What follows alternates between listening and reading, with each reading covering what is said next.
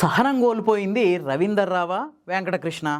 రీసెంట్గానే ఏబిఎన్ ఆంధ్రజ్యోతి పెద్దవాసు రాధాకృష్ణ ఒక పెద్ద కొత్త పలుకు రాసుకుంటూ వచ్చిండు. అందులో జర్నలిజం విలువల గురించి రకరకాల ముచ్చట్లు రాసుకుంటూ వచ్చిండు.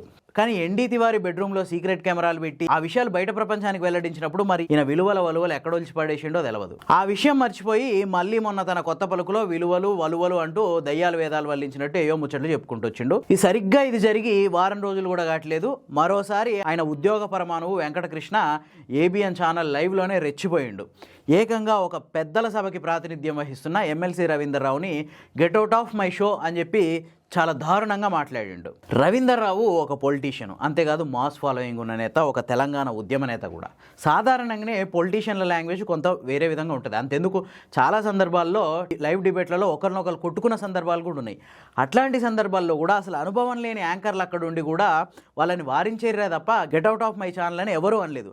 కానీ వెంకటకృష్ణకి 30 ఏళ్ళ అనుభవం ఉంది జర్నలిజంలో. అంతేకాదు జర్నలిజంలో నేర్పే ప్రాథమిక పాఠాలు ఏంటంటే సహనం. ఒక గెస్ట్ నుంచి ఒక ఇంటర్వ్యూ తీసుకుంటున్నప్పుడు నువ్వు హోస్ట్గా ఉన్నప్పుడు ఖచ్చితంగా గెస్ట్ సహనం కోల్పోయినా నువ్వు సహనం కోల్పోవద్దు.